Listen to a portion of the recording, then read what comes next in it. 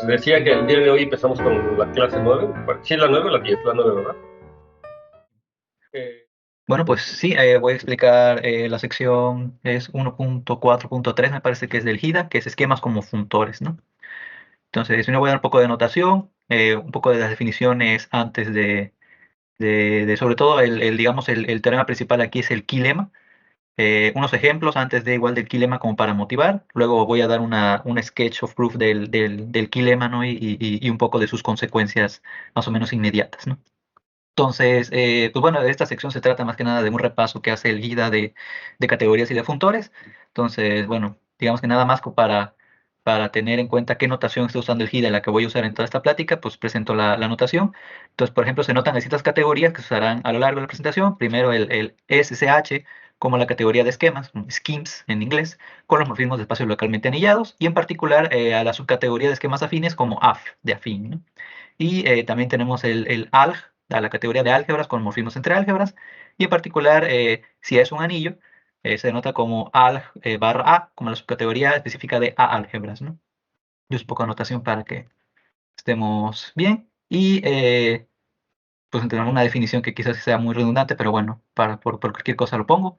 Entonces, si C y C' son dos categorías y tenemos F y G dos funtores contravariantes, un morfismo de funtores contravariantes pues es una familia que va del home de C' de f de x a g de x, tales que si f de entrada está en el home de xy, esta hace conmutar el diagrama. Y digamos lo importante, igual notación, más allá de la definición de funtores contravariantes, también se puede definir funtor covariante, eh, solamente que en lugar de que sea de que las flechas, perdón, cambien de sentido, pues se quedan en el mismo sentido. Entonces, denotamos como CTF, C, C', a la categoría de funtores contravariantes y análogamente a como COF, C, C', a la categoría de funtores covariantes, ¿no? Entonces, en particular, vamos a seguir usando toda esta charla, la de contravariantes, pero bueno, digamos que básicamente todo se va igualmente a cumplir al momento de considerar funtores covariantes, no solo cambiando direcciones de las flechas, ¿no? Entonces, ahora sí, esquemas como funtores. Primero, bueno, una definición preliminar, bueno, sea X un esquema, ¿no? Entonces, resulta que nosotros podemos asociarle un funtor contravariante llamado X sub barra o X barra, por el momento, que va de los esquemas la categoría de esquemas, perdón, a la categoría de conjuntos, definido como que a cada esquema S lo relacionamos con los homomorfismos de esquemas que van de S a X, ¿no? X fijo, ¿no? En este caso, primeramente X está fijo, entonces esto es un funtor contravariante que resulta que a todo esquema S lo relaciona con su conjunto de morfismos en esquemas de S a X, ¿no? Y pues bueno, en efecto, digamos, habría que ver que en efecto este es un funtor contravariante. Entonces, por ejemplo, si tenemos S y T esquemas y phi un morfismo entre esquemas entre S y T, aquí bueno, estoy acortando mucha la notación porque realmente pues es un esquema un morfismo entre esquemas, pues realmente es un par, que es el morfismo entre espacios topológicos y luego el morfismo entre las gavillas asociadas, pero bueno, digamos que en general solo nos va a importar como bueno, el phi de S a T englobando estas dos cosas, ¿no? Y es un morfismo de esquemas.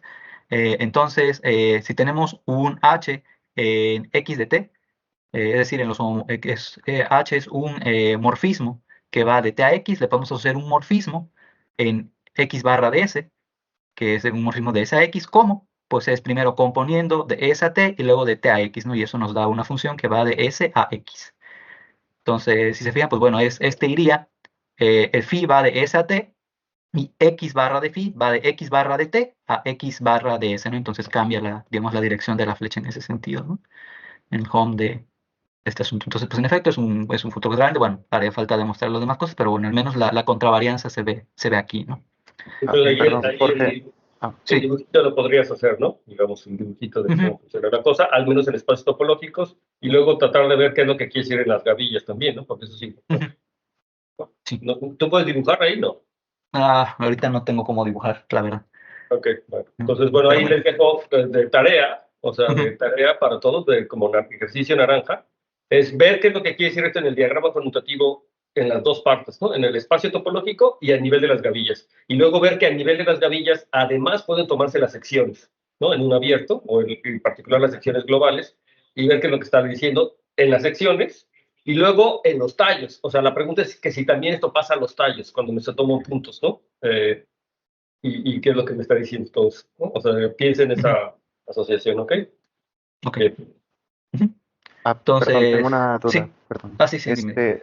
¿Estos morfismos entre esquemas son siempre conjuntos?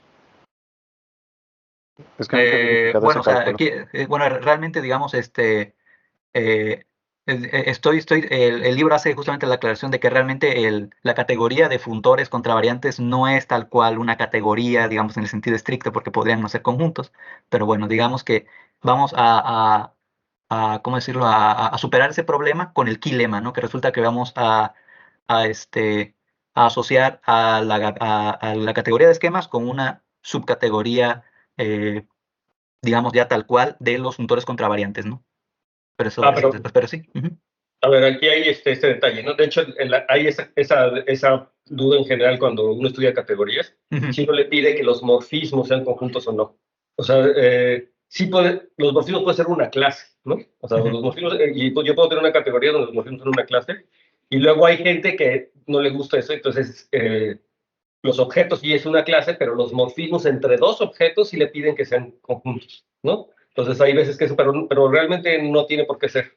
O sea, sí podría Ujú. ser una clase. De hecho, les pone nombre, de seguro Luis sabe perfectamente cómo se llama, ¿no?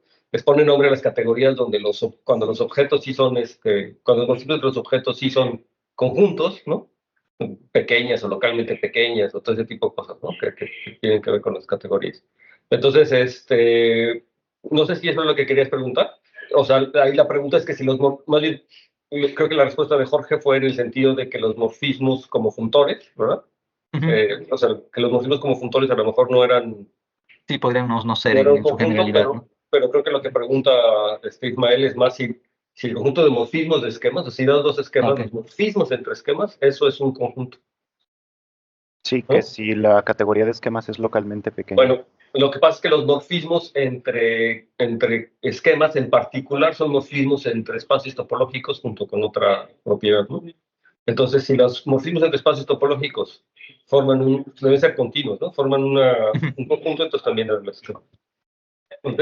Vale, sí, gracias. Ok. Entonces, bueno, teniendo este ya funtor contravariante definido, definimos entonces que X sub barra de S se llama o lo define como el conjunto de puntos S evaluados de X. Y podemos, en particular, pues podemos restringir el funtor X barra a la subcategoría de esquemas afines, ¿no? Aquí tenemos a los esquemas en general, pero aquí hay una subcategoría que son los de los esquemas afines, y en cuyo caso que tenemos un X sub barra de un esquema afín, es decir, que es el espectro de un anillo R, pues se suele nada más así definir como X sub barra R, ¿no? Digamos, sin tener que llevar la notación de espectro, ¿no? Pero bueno, diciendo que tenemos un esquema afín, ¿no? Oye, Y yo ahorita, ujú. les sugiero a todos que esto lo hagan en dibujitos, o sea, que hagan en los diagramas. Es de repente más fácil retener la imagen del diagrama de lo que quiere decir todo eso que nos está diciendo en un diagramita que ver la definición así. Luego, lo que les digo, los diagramas de repente ya te empiezan a hablar, ¿no? O sea, te dicen, ya ves nada más el diagrama. Entonces hay que empezarse a acostumbrar a hacer los diagramas conmutativos de lo que quieren decir estas definiciones, ¿no? Entonces también de tarea es hacer esos diagramitas, ¿no? Ok. Cuando es así, y lo que quiere decir el nivel de gavillas, ¿no? O sea, lo mismo que está bien diciendo, que les dije de tarea hace rato, pero en el caso de que me tomo los puntos de un esquema fin, ¿qué quiere decir eso, no? ¿Sí? En particular. Mm. Ujú. Ok. Entonces, tenemos una observación que, bueno, entonces si tenemos aquí, en particular, si tomamos esquemas afines, bueno, ahora sí X es el espectro de A, es decir, el X original, el X fijo que tenemos aquí, y consideramos ahora un esquema afín, espectro de R, entonces consideramos, o sea, tenemos entonces por definición que X sub barra de espectro de X, pues por definición esos son los homomorfismos de esquemas que van del espectro de R al espectro de A, pero nosotros ya demostramos que en el caso de estos asuntos, cuando tenemos esquemas afines, eso va a ser isomorfo, vamos a decirlo, a los homomorfismos de álgebras de A R. Esto es algo que ya demostramos en una parte, entonces resulta que si yo ahora considero un phi en X barra de R, que sería aquí, pues podemos pensarlo entonces por este resultado que tenemos como un homomorfismo de álgebras de A con valores en R, y pues por tanto X índice barra llamado el conjunto de puntos R evaluados de X, ¿no? Que van Y esto es lo que, digamos, medio hacíamos en los ejemplos que habíamos hecho la vez pasada, que es que nos preguntábamos de quiénes eran los morfismos entre álgebras de A al anillo R, y para ver justamente quiénes eran los puntos R evaluados, ¿no? Justamente, que es de aquí viene este asunto, ¿no?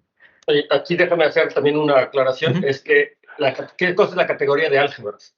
No está diciendo quién es el morfismo o si hay un morfismo, más bien él se refiere como a la categoría de anillos. O sea, hiciste una definición, ¿no? Hace rato, ¿no? Como la categoría de álgebras, cuando fijo yo el anillo A, y eso sí tiene como sentido, no son los anillos conmutativos que, junto con un morfismo de A, ¿no? Todos, o sea, realmente la categoría de álgebras son morfismos de a otro anillo, pero la categoría de álgebras así en abstracto, Ok. está como rarita, porque no está diciendo quién. Claro que realmente se está refiriendo a la categoría de anillos conmutativos, que en efecto son álgebras, que son Z-álgebras, ¿no? Digamos que entonces, como me hablan de una álgebra en abstracto, puedo pensar que es una Z-álgebra, porque Z es un objeto inicial en la categoría, ¿no? Entonces, de anillos conmutativos, con uno. Entonces, pues eso es lo que se está considerando, ¿no? ¿Sí? Sí, entonces aquí sería como de álgebra sobre Z, ¿no? Por así Exacto. decirlo. Entonces, La verdadera notación. realmente es la categoría de anillos conmutativos con uno, ¿no? Ya. Ok. De acuerdo. De acuerdo, de acuerdo. Entonces, esto era lo que hacíamos luego en los ejercicios, y de hecho, pues justamente el ejemplo que, digamos, motiva por qué llamarlos como el conjunto de puntos S evaluados o R evaluados, pues viene de este ejemplo que ya habíamos realizado, pero bueno, lo coloco aquí para hacer nuevamente el análisis. Entonces tenemos un polinomio de n variables en el anillo con coeficientes en los enteros de n variables, polinomio irreducible, y consideramos a X como el espectro del cociente, ¿no? Y si tenemos que K es un campo algebraicamente cerrado, pues tenemos por definición en particular que, bueno, X sub barra de K, pues eso va a ser por la observación anterior, pues van a ser los homomorfismos entre de Z álgebras del anillo, de Z de X1 XN sobre el ideal F, a K. Y resulta que esto va a estar en correspondencia con los puntos X1, XN en K a la N, que podemos pensarlo como el espacio afín de dimensión N sobre K, tales que el polinomio evaluado en los puntos es 0, ¿no? Que es el que lo conocemos aquí. Quizás estoy haciendo un abuso de notación, nada más como para no tener que escribir todo este conjunto, pero digamos que se suele identificar con BDF en el caso clásico, ¿no? Por así decirlo, en la geometría algebraica, ¿no? ¿Cómo? Pues bueno, vía el mapeo, que a cada morfismo de aquí, sí, a cada morfismo aquí, en fin, lo envío a la n-ada, que considerado phi, la clase del x1, hacia hasta phi a la clase de xn, ¿no? Entonces, digamos que aquí el análisis es que, bueno, pues en efecto tenemos este asunto. ¿Cómo? En particular, por ejemplo, si tomamos nosotros un punto A1 a n en BF, podemos nosotros definir el siguiente homomorfismo, que es que phi de la clase de un polinomio, pues va a ser g de a, es decir, la evaluación en ano, que es lo que solíamos hacer en los ejemplos. Y pues resulta que este homomorfismo pues está bien definido. Pues en efecto, entonces si G está relacionado con H, pues tenemos que G menos H es igual, está en el ideal generado por F, entonces es igual a un otro polinomio JF. Y si evaluamos en el punto A, entonces G de A menos H de A, pues es G de A por F de A, y F de A pues es 0, ¿no? Justamente porque lo tomé en el conjunto PDF, y pues efectivamente G de A es igual a H de A, dándonos en efecto un homomorfismo aquí en el home de Z de X1 XN sobre F, ¿no? Entonces esa es la idea básicamente, ¿no? Y el hecho de que, pues si bien, digamos, este mapeo yo puedo tomarme un homomorfismo cualquiera entre el anillo cociente y K, y pues eso me va a dar un punto en general en K a la N, pero pues bueno, no en general todo punto de K a la N me va a regresar a mí un homomorfismo de Z álgebras justamente por esto, ¿no? De que podría no estar bien definido si no fuera un punto tal que en F, al evaluarlo en A, se volviera 0, ¿no? Justamente por este asunto, ¿no? Y aquí nada más notar que realmente no estás utilizando hasta ahora el hecho de que casi un campo algebraicamente cerrado, ¿no? Hasta ahí esto lo podría haber hecho para cualquier campo, ¿no? Exacto. Sí, Y de hecho exacto. para cualquier anillo. Para cualquier Exacto. anillo. De hecho, para cualquier Z, bueno, Z álgebra. Exacto. Eso es justo la siguiente observación. Bueno, entonces, por ejemplo, si K son los complejos, pues tenemos que X barra S, entonces el conjunto de los puntos en los complejos que son ceros de F, que pues es una variedad algebraica en C a la N, que es, digamos, en geometría algebraica de toda la vida, que ese sí sería ya entonces B de F. Y pues en general, exactamente ahí no usé en ese ejemplo nada de que K sea algebraicamente cerrado, entonces en general si R es una Z álgebra, X sub barra de R, pues es isomorfo al conjunto de ceros del polinomio f en el espacio fin, en este caso sería R a la n, que es el espacio fin de dimensión n sobre R, ¿no? Justamente, ¿no? Esa es la observación. Y de ahí entonces que definamos, o de aquí viene la motivación, que definamos a X sub barra de R como los puntos R evaluados justamente del esquema X, por así decirlo, ¿no? Entonces, justamente si vemos al esquema, ahora vamos a ver al esquema X como un funtor. Si lo vemos como el funtor justamente que está en los contravariantes, que va de los esquemas a la categoría de esquemas a la categoría de conjuntos, ver a X, podemos ver a X como función en la variable R, ¿no? Por así decirlo. Tomando los X barra justamente, ¿no? Entonces, digamos que es otra forma de ver al esquema, recuperando las ideas que teníamos antes con los ejemplos que habíamos visto. Ok, entonces ahora en general, pues yo tengo el funtor de que voy a los esquemas, a los funtores contravariantes con dominio esquema de X y codominio, comillas, bueno, que van a la categoría de conjuntos, definido como que pues a cada X, ahora lo mando a la X barra, ¿no? Que como vimos ya es un funtor contravariante entre justamente estos dos categorías, ¿no? Hay que ver si I es un funtor, es lo que vas a ver a continuación. Exacto. Exacto, entonces, bueno, entonces si tenemos un ejemplo particular, si f de X a Y es un morfismo de esquemas, tenemos que, pues para S un mapeo, pues tenemos que iota de f, en este caso, para ver a dónde envío yo este morfismo de esquemas, pues eso sería X sub barra de S, que son los homomorfismos que van de S a X, a Y sub barra de S, a los homomorfismos que van de S a Y, como, pues el caso a phi, si está en X de S, pues lo envío a phi compuesto con F, ¿no? Entonces phi, pues efectivamente va de S a X, al componerlo con F iría S de X a Y, que cae en Y sub barra de S, ¿no? Entonces, igualito eso hay que hacer el dibujito, ¿no? O sea, yo lo que sugiero es que, de hecho, ¿sabes qué? Yo creo que hay un pizarrón aquí, ¿no? Sí hay. Entonces, idealmente habrá que poder hacer el dibujito ahí, ok. O sea, nada más para que quede ahí registrado, no sé si hay forma de dibujar en Teams. No sé, creo que sí, Insisto pero... que es mucho más fácil visualizar y que se quede en la memoria, bueno, al menos para mí, ver esa imagen, ¿no? De los diagramas conmutativos que esto que por supuesto es la parte formal, ¿no? Pero bueno, en fin, eso se los dejo también para que hagan el intento, ¿no? Que se vayan acostumbrando a hacer los diagramitas de la situación. Sería como un tipo pullback de F, ¿verdad? Del morfismo F. El iota de F. No sé si sea un pullback. No me queda claro a mí tampoco. A mí más bien me parece que es tal cual como un funtor. Sí. Porque no hay morfismos hacia... O sea, a ver, no sé. Pero el pullback necesitas dos morfismos, ¿no? Sí, exacto. Al menos dos morfismos. A ver. O sea, dice, si yo tengo X a Y, ¿es lo que estás diciendo? Tengo X a Y y me tomo ahora un phi de S a X. X barra y Y barra, ¿no? Entonces yo tengo la composición. De morfismo, O sea, a lo mejor de es como esquemas. un pullback porque muchas veces este morfismo phi asterisco es como un pullback, ¿no? O sea, realmente. Entonces, a lo mejor en ese sentido es como un pullback, como con la morfismo de composición, que estoy jalándolo, ¿no? Como la estructura, ok. Como jalando la estructura. Posiblemente... Ya. Sí, o sea, a ver, si hacen el diagramita, entonces se fijan, yo tengo X a Y, y entonces tengo que tener el esquema auxiliar S, ¿no? Entonces tengo de X a Y y luego tengo S que va a X. Entonces no sé cómo lo pongan, ¿no? Me gustaría dibujarlo, por eso. ¿Ustedes ven mi pizarrón? Bueno, yo no, porque estoy viendo la presentación, pero... No veo nada. Bueno, no se ve. Entonces a lo mejor, o sea, esas cosas, no sé si vale la pena que lo haga, pero a ver, entonces es la cosa, yo tengo X a Y y tengo el morfismo auxiliar. El morfismo auxiliar en donde lo estoy tomando, ¿no? O sea, para tomar los puntos racionales, ¿no? Entonces es de S a X. Y entonces lo que estoy haciendo es la composición simplemente, entonces me está dando el morfismo. Entonces no sé si sea un pullback realmente, si lo puedo entender como un pullback. O sea, porque tengo X, tengo el morfismo a S, y el de Y, y de X a Y.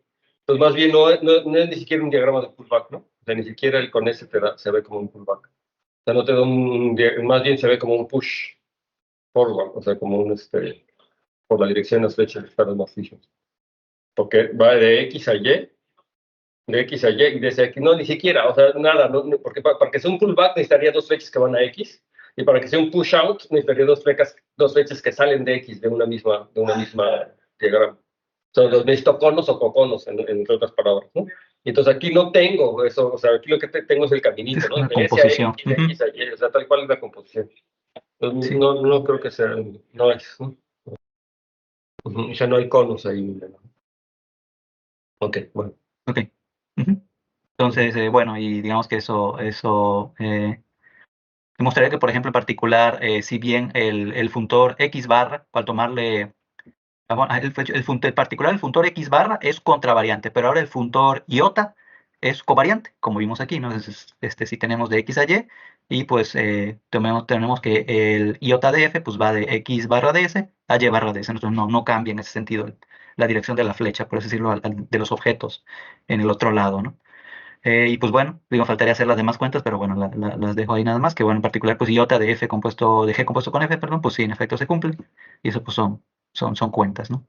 Entonces, fíjate que lo que Entonces, me quiere decir eso como geométricamente, ¿no? Que si yo tengo como esquemas y me tomo los puntos racionales, y tengo un morfismo de esquemas, entonces me manda puntos racionales en puntos racionales, ¿sí lo ven? O sea, que me preserva como esos puntos racionales, porque está definido como algebraicamente, ¿no? Morfismo. Y eso para todo eso. O sea, eso es algo importante, que basta tener como un morfismo de esquemas, dado como por términos de polinomios, siempre y cuando sean Z álgebras o los S sean... El morfismo tiene que ser un morfismo de Z álgebra, ¿no? O sea, tiene que estar en la categoría. Si yo podría fijar A anillos, ¿no? O sea, hacer anillos sobre A. Y entonces también, si el morfismo es de A anillos o de A esquemas, o de esquemas sobre A, entonces también se preserva esa situación, ¿no? Pero siempre y cuando S también sea una esquema, ¿no? O sea, que me preserva los puntos racionales. Y que sea un esquema quiere decir que los polinomios que definen el morfismo tienen coeficientes en A, ¿de acuerdo? En el anillo A. Entonces, como geométricamente es lo que tiene que pasar. ok, Entonces, ya se imaginarán que, por ejemplo, para problemas diofantinos, esto es algo muy importante, que es más o menos uno lo hace todo el tiempo, que si quiero ver que un conjunto de puntos racionales es vacío o no, entonces muchas veces uno se fija en morfismos, o sea, lo cambias a otra estructura y ves si ahí puede tener o no tener puntos, porque pues este morfismo me debería de respetar. Algunas veces los morfismos yo puedo ver que este morfismo pues, me debería mandar un punto de cierto tipo a otros puntos de cierto tipo, ¿no? Y si yo demuestro que particular en uno no hay, pues el otro tampoco hay. Ya que sí. Bueno, lo discutimos en su momento, no me acuerdo, ¿no? Hicimos más o menos. ok. Sí. Bien. Entonces, pues tenemos este funtor que va de los esquemas a los funtores contravariantes, que va de los esquemas al conjunto, a la categoría de conjuntos, ¿no? Que es a X bar. Ahora sí, el lema importante, que es el key lema, que es que resulta que este funtor covariante, dado porque a X lo envía X barra, es, aquí me tenía dudas de que la traducción, que creo que es fielmente pleno, que es fully faithful, si no lo tengo mal, ¿ok? ¿Qué quiere decir esto? Que entonces la categoría de esquemas es equivalente a una subcategoría completa de los contravariantes de los esquemas a los conjuntos, ¿no? Sí, entonces, de hecho, esa es una pregunta importante, ¿no? Ya que veo que los funtores, o sea, que cada esquema me define un funtor, una pregunta es, bueno, ¿cómo se ve? Bueno, este kilema, ¿no? Que es un faithful flat, ya es mucho. Pero uno se podría preguntar, ¿qué tan pequeña es, o sea, qué tanto le falta a la categoría de esquemas vista como una subcategoría de la categoría de funtores para hacer todos los funtores? Es decir, hay otros funtores, ¿no? En la categoría de funtores entre esquemas conjuntos Que no sean una X que, barra. que no provengan de X barra y cuántos, quiénes son, ¿no? Claro. También les puedo dar otro porque, a ver, fíjense que esta forma de entender a los esquemas como un subesquema, entonces lo que vamos a hacer a continuación, lo que va a hacer Jorge es tratar de recuperar, ¿verdad? Entre los funtores algunos, ¿no? Y van a ser los representables por esquemas, ¿no? Los van a ser representables por esquemas. Pero entonces eso también me permite como a los funtores darles también como una estructura geométrica, un sentido geométrico de alguna manera. Y entonces la siguiente pregunta que creo que ya no aborda el libro es, si yo a todos los funtores entre la categoría de esquemas y la conjuntura les puedo dar ese sentido geométrico, y a pesar de que yo le puedo dar ese sentido geométrico, no recupero necesariamente los esquemas. Tengo objetos más generales todavía, y esos son los que llaman los stacks, ¿no? Los stacks y que sirven para calcular espacios móviles y para muchas cosas. Pero los stacks es como una generalización de los esquemas Y justamente porque lo que se hace es que me fijo en los funtores de la categoría de esquemas o la categoría de conjuntos, y me doy cuenta que hay una clase de funtores más grande que le puedo dar como estas propiedades geométricas que tienen los esquemas, pero que no son representables por esquemas necesariamente, ¿no? Y entonces ahí aparece siempre, o sea, por ejemplo, los cocientes de esquemas se pueden entender, o sea, un esquema módulo, un grupo, o sea, cuando yo tengo una acción de un grupo en un esquema módulo, un grupo, resulta que me da un funtor entre esquemas, ¿no? O sea, que yo puedo construir a partir de funtores de esquemas, pero que no es representable. Sin embargo, o sea, es decir, no proviene de un esquema. O sea, un esquema módulo, un grupo, no necesariamente es un esquema, no, pero sí es un stack, o sí se puede entender a través de stacks, ¿no? Esa es la cosa. Entonces, los stacks me brindan esa oportunidad de poder estudiar, por ejemplo, acciones de grupos en esquemas y el conjunto de órbitas de un esquema como un objeto geométrico, nuevamente, que es un poco más general, ¿no? Se los adelanto como parte de lo que digo, ¿por qué estas cosas son tan importantes, no? Finalmente. Ok. Sí. Continúa, por favor. Entonces, un sketch of proof. Entonces, en general te mostraremos que, por ejemplo, los morfismos que van de X a Y, pues son isomorfos a los morfismos en la categoría de contravariantes de X barra a Y barra de manera funtorial, es decir, el isomorfismo conmuta con composición de morfismos, ¿no? En particular, pues tenemos primero el morfismo iota, que es el que había definido antes, que es que va del OM de XY al OM de X barra Y barra, definido por F, que va a iota de F, definido pues como la composición, ¿no? Que es este que tenemos justamente. Este es el iota F, ¿no?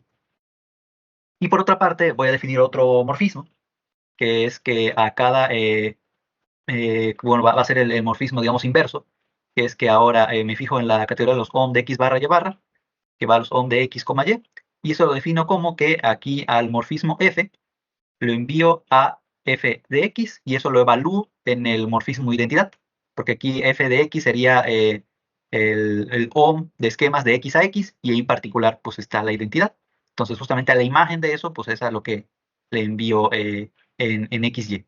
Justamente la imagen de eso va a ser un morfismo en XY y es justamente por definición F de X pues es X sub barra de X que va a Y sub barra de X, ¿no? Entonces tenemos esos dos morfismos. Ahí nuevamente el diagramita sería así súper útil. Ahora, Sí, ahorita. Hay que Sí, tratar sí. de hacer el diagramita para que se entienda lo que está pasando. Ahorita hago el diagrama para la demostración, justamente. Y entonces ahí está el 1 de Yoneda, ¿no? Pues lo que no es el lema de Yoneda. Ah, bueno, sí, también decía que este lema le llamaban también el lema de Yoneda, ¿no? Pero no sé si esta es una versión más general o si es exactamente lo mismo. No, no, es la misma, nada más aplicado a esquemas. O sea, Ya. Sí, sí, sí. De hecho, bueno, después de que acabe esto, como que ya se le olvida al GIDA que está en esquema y dice, sea una categoría y listo, la construcción es la misma, ¿no? Es como que ya no, realmente la demostración esta no usa nada de que, estoy usando esquemas, pues realmente es como muy categórica. sí, exactamente. Entonces, sí, no se vale en general, ¿no? Pero bueno, esa es la Lo observación. lo que sí utiliza es que X y Y son puntores de puntos, claramente, ¿no? Para la construcción de F de X, ¿no? Entonces, esto se utiliza para puntores de puntos. Entonces, lo que simplemente está haciendo el lema de Yoneda para esquemas. Ok. Entonces, por una parte, bueno, pues por definición, tenemos que pi del iota de f, pues por definición es el i de f de x de 1 de x, y esto es la composición tal cual, y pues esto es, bueno, aquí es f minúscula, f minúscula, i de x compuesto con f minúscula, que es f minúscula. Y por otra parte, ahora sí, dibujito. Vamos a demostrar que, por otra parte, el pi, perdón, iota evaluado en pi de f es el mismo funtor, ¿no? Entonces, en particular, para no estar cargando tanta notación, damos como a f minúscula, como pi de f, que por definición pues es f de x evaluado en el 1 de x, ¿no? Entonces, si phi está en x de s, el siguiente diagrama conmuta, ¿no? Entonces, tenemos que al 1 de x lo enviamos al f de x 1 de x, que este es al que llamamos f. En este caso, aquí esta cosa que hace este funtor es que envía a uno que va de x a x, lo envía a la composición de phi compuesto con chi. Aquí recuerden que phi es uno que va de s a x. Y aquí iota, lo mismo, ¿no? Iota va de x a x y lo mando otra vez a la composición, que va de x a s, y luego va de x a y, ¿no? Y luego, por haciendo cuentitas, resulta que, bueno, que esto de aquí evaluado en s, evaluado en phi, por definición es i de f, f de s de phi. Esto es la composición por cómo está definido el iota. Y esto resulta que ya sustituyendo ahora f por quien había yo dicho acá, esto es f de x en 1 de x compuesto con phi.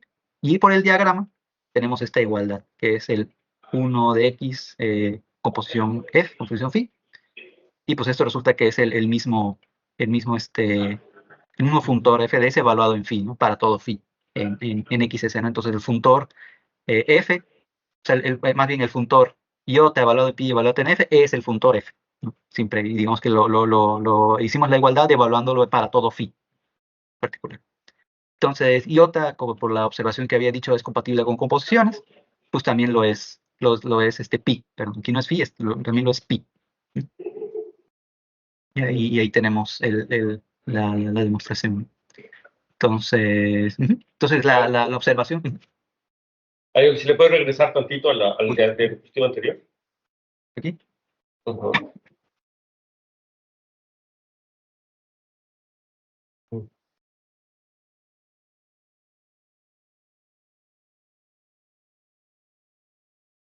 Ok, ya, vamos. Entonces ya está, ¿no? Entonces la observación principal justamente es la que comentábamos, que era de que, pues bueno, esta demostración, pues si se fijan, no usa nada tan, digamos, al menos propiamente de los esquemas, más allá de verlos como esquemas de puntos, pues nada más, ¿no? Entonces, en particular, pues lo anterior se puede realizar de manera pues aún más general. Entonces se hace una categoría, pues podemos definir el funtor ahora que va de C a los contravariantes, de de la categoría C a la categoría de conjuntos, como lo mismo, ¿no? Bueno, IX de S va a ser X sub barra de S, que va a ser los homomorfismos de la categoría de S a X, ¿no? Exactamente lo mismo, solamente que en lugar de poner shift, pongo C. Y usando la misma demostración del quilema, pues se tiene que este funtor es fielmente pleno. Y como decía al principio, que todo esto como que lo hice en el sentido de esquemas, digo, de funtores contravariantes, pero pues también podemos hacerlo con los funtores covariantes. Entonces podemos definir, por ejemplo, el funtor iota prima, iría de C a los covariantes de C, conjuntos, donde pues lo mismo ahora el IX de S va a ser X bar, bueno, aquí la notación se vuelve un poco engorrosa porque la de covariantes es con la barra arriba y la de contravariantes es con la barra abajo, pero bueno, X barra arriba de S, pues van a ser ahora los homomorfismos que van ahora de X a C, ¿no? Justamente que es como lo opuesto que tenemos aquí, este va de S a X, y pues este va de X a C, que es justamente un funtor, se puede demostrar que es un funtor covariante, y pues usando la misma demostración que el quilema, se puede demostrar que es fielmente pleno, ¿no? Y ahora, para que lo piense, ¿no? El ejercicio para Jorge y los demás. Entonces, ahora imaginemos que yo tengo la categoría de sistemas dinámicos. Ok. Entonces, Ajá. o más aún, yo tengo una categoría y quiero definir un sistema dinámico en una categoría arbitral. Okay. Entonces, ¿cómo le hago para definir qué es un sistema dinámico, a fin de cuentas, discreto en un clásico? O sea, un sistema dinámico clásico que pues, es una función de X. Una función del espacio al espacio. Del espacio, que lo que te interesa son iterar, pero iterar Sí. es componer consigo mismo y eso se puede hacer en cualquier categoría. Sí. Entonces, ¿cómo yo puedo definir un sistema dinámico? Ahora en una categoría, simplemente tomo una categoría y me tomo un homomorfismo de X a X, donde ahora X es cualquier elemento de la categoría. Entonces ahí está el homomorfismo de X a X. Ya, ¿no? Ese es el sistema dinámico y lo puedo componer y lo puedo iterar. Pero aquí el problema viene como, ¿qué pasa si ahora yo quiero hablarte de la órbita? ¿No? ¿Cómo le hago para describirte qué chingados es la órbita en una categoría arbitral? Porque pues la órbita como que sí dependía de un punto, ¿no? O sea, yo me agarraba un punto y sopas. Entonces, el primer acercamiento que uno puede hacer es mejor darte cuenta que ese objeto en esa categoría es un funtor de puntos o define como un funtor de puntos, ¿no? O sea, cada objeto en la categoría, o sea, cada SX en la categoría es un funtor de puntos. ¿Y qué es lo que le pasa al morfismo de X a X cuando lo pienso en S? Pues justamente como yo tengo un funtor, entonces tengo un morfismo de XS a XS.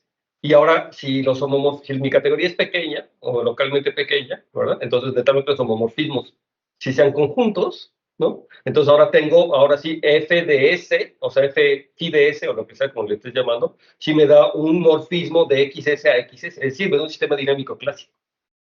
¿Sí? Y entonces, ese esquema o esa X, yo la puedo ver realmente como una familia de sistemas dinámicos. Para cada S voy a tener un sistema dinámico distinto. Entonces voy a tener un sistema dinámico que se puede evaluar en los puntos observacionales del lado. El esquema en particular, eso es interesante cuando quiero generalizar lo que es un sistema dinámico, por ejemplo, a un esquema, ¿no?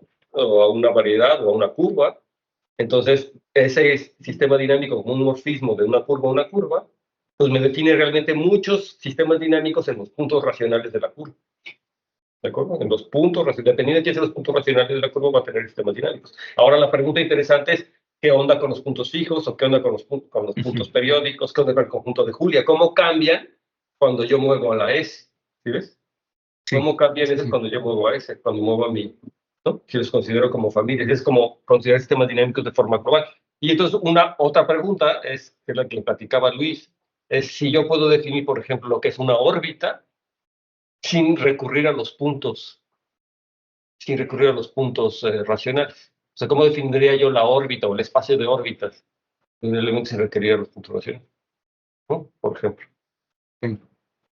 O sea, eso es algo que está ya sabido, pero ya lo sabemos, pues, pero que es interesante que lo piensen y que, por cierto, pues es algo que te puede ayudar para lo que tú estás haciendo de tesis, ¿no?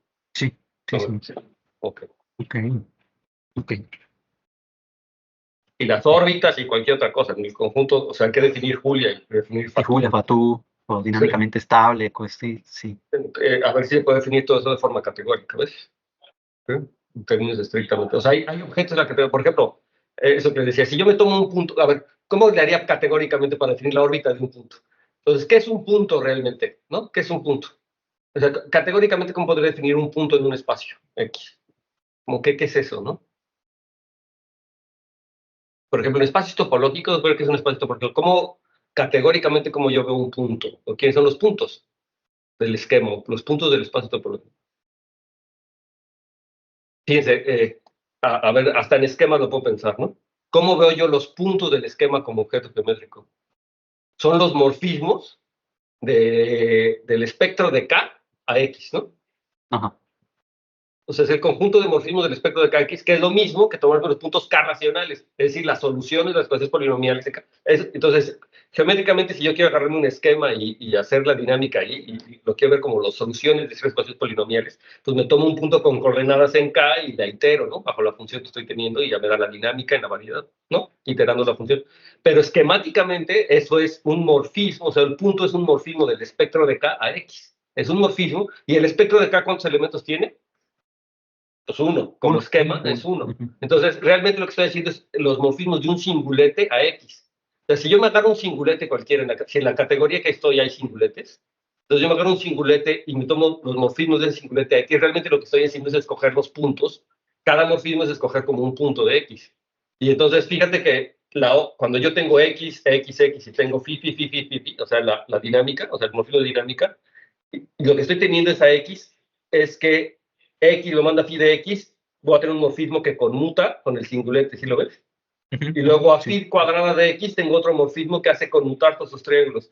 Y es decir, la órbita lo que me está definiendo es un cono, ¿sí ves? La órbita lo que está definiendo. Y entonces, de hecho, la órbita es como un límite de ese singulete. Entonces, yo podría fijarme en el conjunto, el límite de phi, que es lo que me da como objeto. El límite de phi es un objeto que está acá arriba, que se lleva a todos los X, y los elementos del límite de phi, si es que tuviera elementos en una categoría, son precisamente las órbitas, o corresponden como a las órbitas, ¿no? Que inician en un punto particular.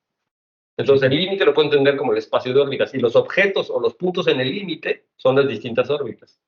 Y entonces yo puedo tomarme las órbitas con valores en los racionales, o las órbitas con valores en donde yo quiera, ¿no? En la álgebra que yo quiera. Estoy estudiando las órbitas distintas. Pero entonces es una manera categórica, por ejemplo, de definir esa situación. Entonces, poderlo entender de esa forma es lo que yo digo, es hacer sistemas dinámicos a la Grothendieck, ¿no?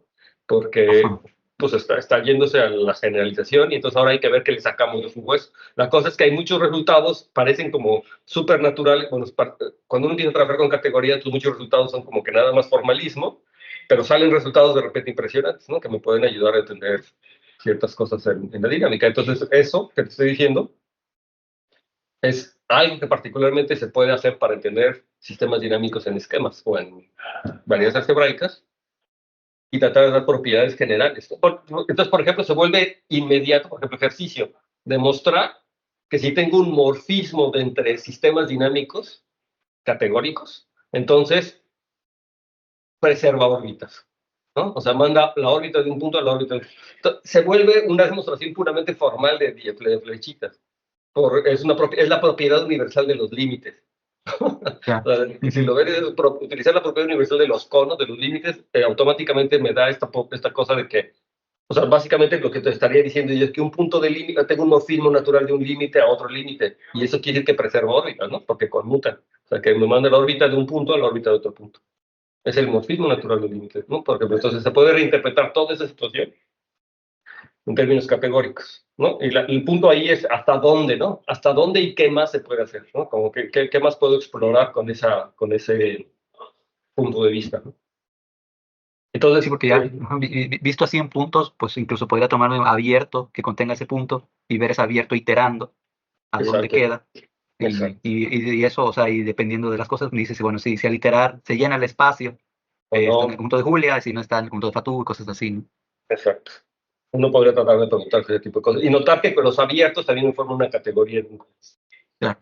Entonces yo tengo una categoría, la categoría de abiertos de un conjunto X y tengo morfismos. Ahora hay que interpretar el hecho de que quiere decir iterar en abiertos y que quiere decir que entre o salga de un abierto cuando lo itero. ¿Ves? Entonces, Sí. eso, interpretarlo categóricamente te va a ayudar a definir el conjunto de Julia y el conjunto de Fatou. Categóricamente, ¿no? Ok. Ok. Bueno, ya es un breviario cultural.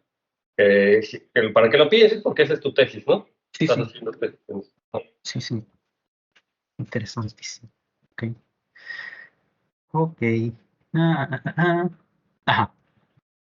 Entonces, bueno, entonces tenemos nada más una definición final, que es que qué significa que un funtor sea representable. Entonces, nuevamente lo estoy haciendo aquí en los contravariantes, pero realmente uno podría hacerlo en los covariantes. Entonces, si f es un funtor contravariante de una categoría, la categoría de conjuntos, y si encontramos ahora un elemento x en C, tal que en este caso x sub barra es isomorfo a f, entonces dirá que f es representable por x, y x es llamado, y aquí supongo que es el nombre que decía define moduli, o módulo fino, supongo, de f, ¿no?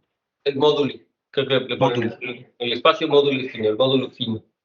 El módulo fino, ok. Un módulo no, móduli. Es que es un poquito Móduli, distinto módulo que módulo. ok. La idea de los espacios módulis es como la idea de clasificar o de parametrizar cosas, ¿no? Ujú, Salvo clases de isomorfismo, básicamente. Entonces, es como decir, toda una clase de isomorfismo lo quiero entender como un objeto geométrico o quiero más bien entender, a ver, los espacios módulos. Yo tengo como toda una familia de objetos que quiero clasificar y entender. Pero ujú, entonces, para poderlos entender, me gustaría entenderlos como fibras o de un objeto geométrico, o poderlos entender como un objeto geométrico. Es decir, los clasifico, pero cada clase lo quiero entender como un punto en un objeto geométrico. En particular, podría ser en una variedad, ¿no? Entonces, imagínate que yo me tomo la clase, todos los clases vectoriales estables, ¿no? Por decir, en una variedad. ujú. Entonces, ya están todos, los quiero clasificar.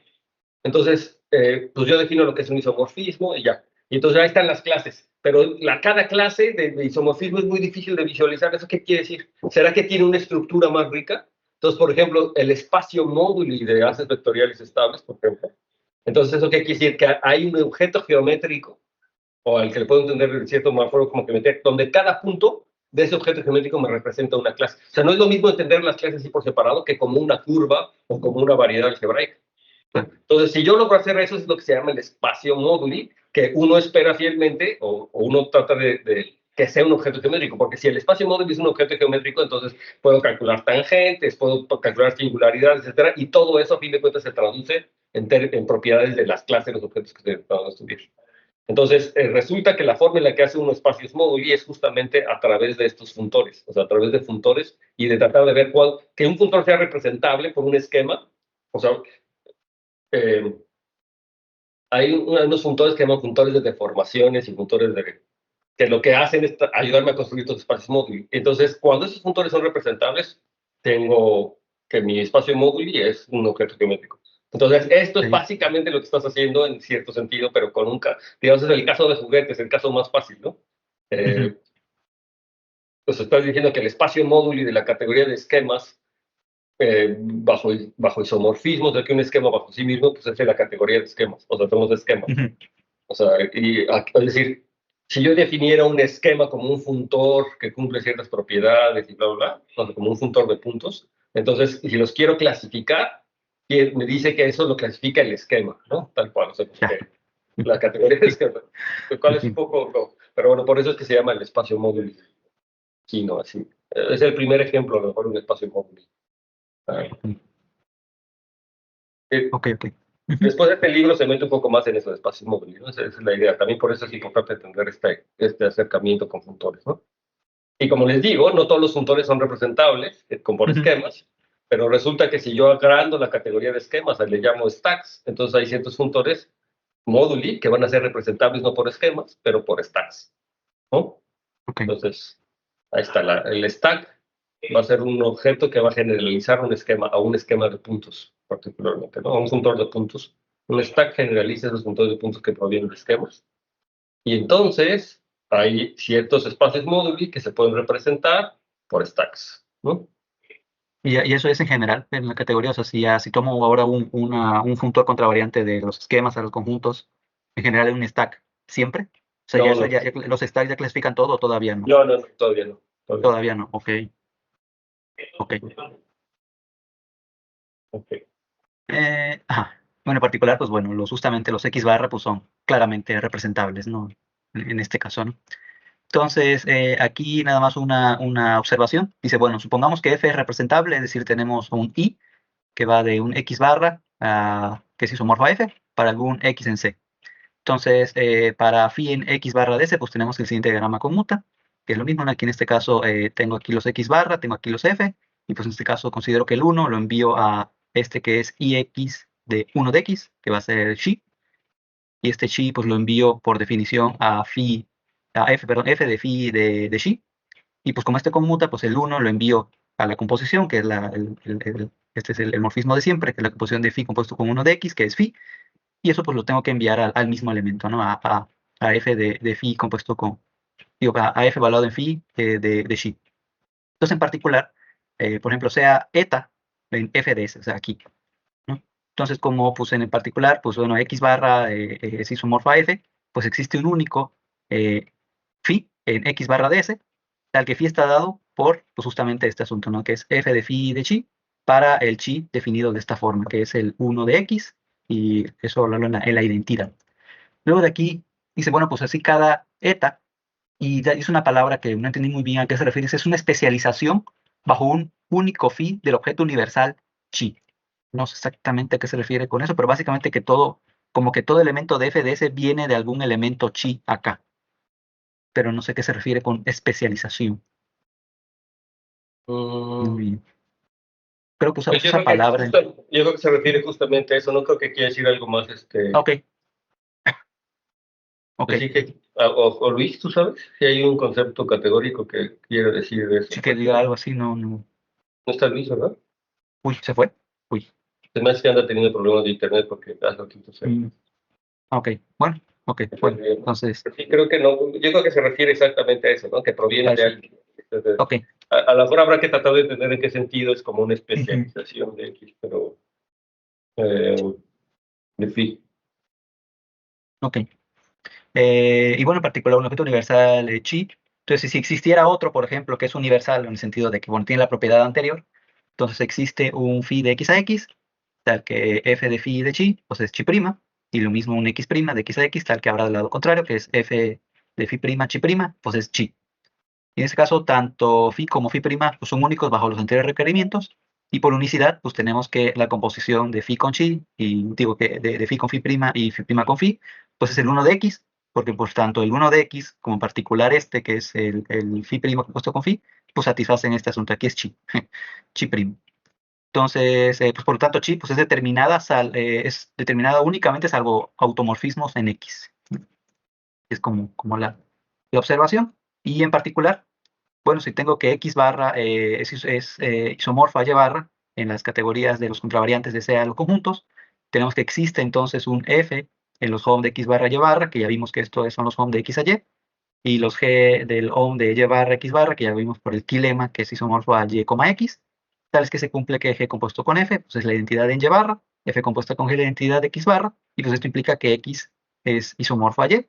Entonces, pues se tiene que X es isomorfo a Y, sí, solo sí, X barra es isomorfo a Y barra, y aquí ya no lo noté, creo que no lo noté. Bueno, sí, y también, digamos, toda esta observación, haciéndolo ahora con los covariantes, pues a mí se tiene lo mismo, ¿no? De que en los covariantes de C con lo de los conjuntos, se tiene que X es isomorfo a Y, sí, solo si ahora las X barra arriba son isomorfos, o X barra arriba y Y barra arriba son isomorfos, ¿no? Ajá. Entonces, fíjense cómo este resultado y todo esto del lema de Yoneda realmente va muy en el espíritu de lo que decía Grothendieck, lo importante no es el objeto en sí, sino las transformaciones del objeto. Y cuando estudio las transformaciones son como los morfismos que puede haber de ese objeto a sí mismo y de ese objeto a otros objetos. Entonces, lo que me está diciendo este teorema es que yo realmente puedo recuperar a mis objetos X y el objeto y el morfismo, o sea, puedo recuperar toda la información del esquema X a través del puntor de puntos que realmente son homomorfismos. O sea, a través de todos los posibles homomorfismos que yo tengo de ese objeto, yo recupero mi objeto X, y no nada más al objeto X, sino a los morfismos, a cualquier otro objeto, también lo recupero. A toda O sea, su clase, ¿no? Como morfismos entre morfismos, ¿no? O sea, el isomorfismo de X barra Y barra son los homomorfismos entre homomorfismos. Pero si yo entiendo esos homomorfismos, entonces entiendo los homomorfismos de X y Y. Y si entiendo el X barra, entiendo a X, ¿no? Entonces es lo que es la filosofía de Grothendieck, que realmente lo que hay que centrar atención era los morfismos. Entonces por eso es que de repente, por ejemplo, ustedes van a encontrar con definidos de que un esquema sea suave, es una propiedad de un morfismo, o que sea completo. Eso es lo que dice un morfismo es suave, un morfismo es completo, y no tanto el esquema, o la variedad o el objeto, porque es nuevamente poner la atención o el énfasis en el morfismo, ¿no? Todo es un morfismo, ¿no? Y por lo mismo, porque es una álgebra, es un Z módulo. ¿Y qué es un Z módulo? Pues es un homomorfismo de Z ya. Eso es lo que es un homomorfismo, ¿no? Entonces, muchos autores ya utilizan eso, ya las definiciones las hacen en términos de morfismo, más que en términos de los objetos en sí, ¿no? Porque si entiendo los objetos, los morfismos, entiendo los objetos, ¿no? Ok.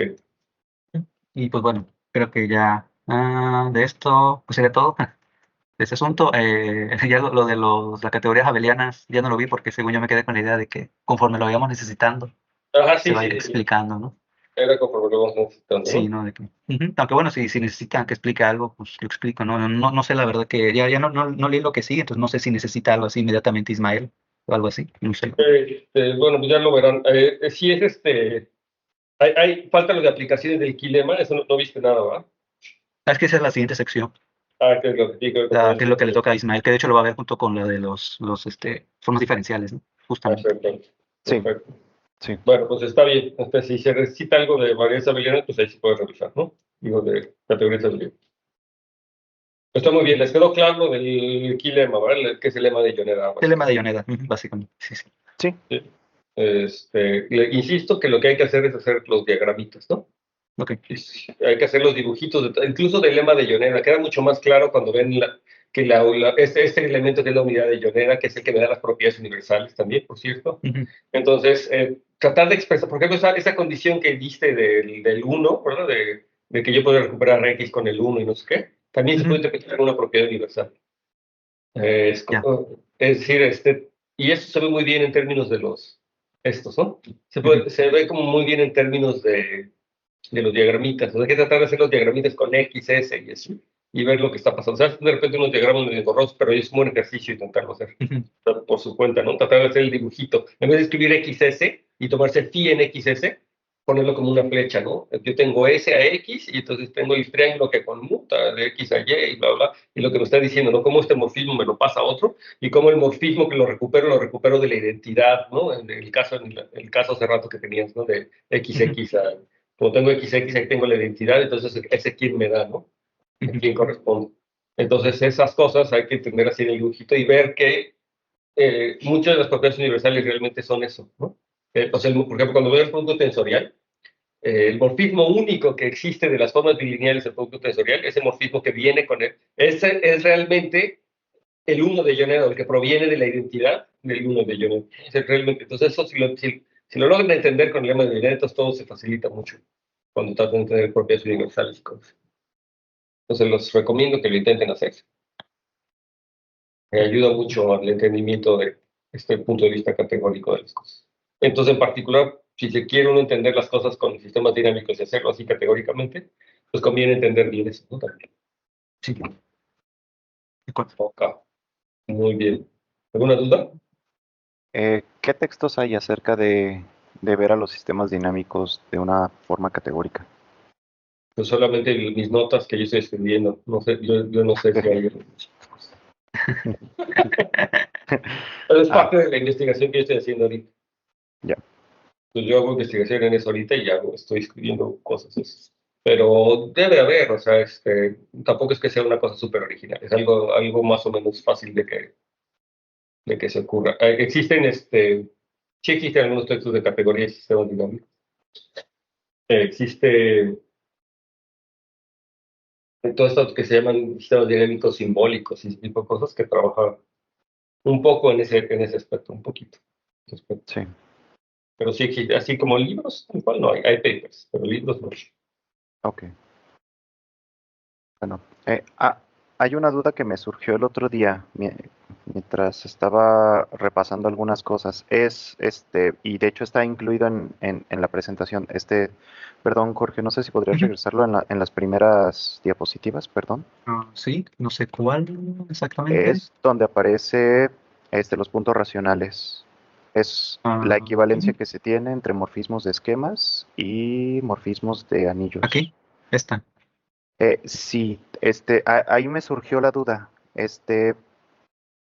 Los morfismos de esquemas son, en particular funciones continuas, ¿verdad? Así es. Y entre espacios topológicos. Es que el problema que se me vino a la mente es cuando tomas a y a R como los complejos. Y morfismos de anillos hay dos. La identidad y, por lo menos dos, la identidad y el conjugado. Pero funciones continuas entre unipuntuales, según yo, solo hay una, ¿no? ¿Pero con qué topología? Ah, es eso, ¿verdad? Con, A ver, a ver, no sé si entendí bien tu punto. A ver, entonces vamos a hacerlo poco a poco. Entonces tú dices, me tomo a A y a R, como los los, complejos. los complejos. Entonces yo me voy a tomar los puntos, o sea, los complejos como anillo, ¿verdad? Entonces me tomo el espectro de C y el espectro de C, Ujú. ¿no? O sea, lo que estoy diciendo, me tomo el espectro de C y el espectro de C. Entonces quiero ver quiénes son los puntos C racionales del espectro de C. O sea, del espectro de CAC, que eso equivale a los homomorfismos de anillos de CAC, ¿no? Sí, Como sea álgebras, además. Entonces solamente hay la identidad. Porque además, eh, pero como qué, era como de anillos, anillos. ¿no? Ajá. Eh, Porque los complejos pueden ser enriquecidos de dos formas, de hecho puede ser más, como C álgebra. Una es por medio de la identidad, la usual, y otra es por medio de la conjugación. Aquí la cosa es que todo depende de quién estás como quién estás tomando. Entonces yo tengo el espectro de C y el espectro de C, ¿no? Que son 2 puntos, ¿no? Nada más. Sí, Entonces, los homomorfismos del espectro de C al espectro de C son los homomorfismos de anillos de C a C. Y los ujú. homomorfismos de anillos de C a C Hay por lo menos dos. hay por lo menos dos, sí. O sea, que es S y la conjugación. Entonces hay tantos como haya de homomorfismos de C a C, como Z álgebra. O sea, como si son así en abstracto como Z álgebras, hay muchos, ¿no? En principio podría haber muchos. Sí, y según tengo entendido, funciones continuas entre unipuntuales solamente puede haber una. Serían dos morfismos, o sea, porque recuerda que los morfismos, o sea, a lo mejor en espacios topológicos coinciden, pero los morfismos entre esquemas son pares. Ujú. Sí, Entonces, al menos habría dos morfismos de esquemas, ajá, cuya función al espacio topológico restringido a lo mejor sería la misma, pues va de punto a punto. Es decir, como ujú. espacio topológico nada más hay una, pero las gavillas, lo que me dice, la estructura de gavilla o el morfismo que yo le puedo dar, pues sí podrían ser dos de esquemas. Hay dos morfismos como esquemas, pero Sí, como ya, espacio topológico nomás hay una. O sea, eso sí no tiene nada que ver, ¿no? O sea, es la misma en el espacio topológico. sí. Ah, ok, ok, vale. Ok, va, Sí, eso no gracias. pasa nada. Voy a presentar. Sí, fíjate, y esa es una interesante cuestión porque hace la diferencia, ¿no? Para que veas que los esquemas no es nada más el espacio topológico, ¿no? O sea, eso es como que, fíjate, el esquema es mucho más que el espacio topológico y tiene que ver con la gráfica. Entonces, qué mejor ejemplo que ese, ¿no? Que una función de un singulete nomás hay una, ni siquiera tiene que ser continua. O sea, no, de un singulete nomás hay uno. Y entonces, pero sin embargo, como esquemas hay al menos dos, ¿no? O sea, pues, ¿qué onda? Entonces, bueno, para que veas que el esquema no nada más es un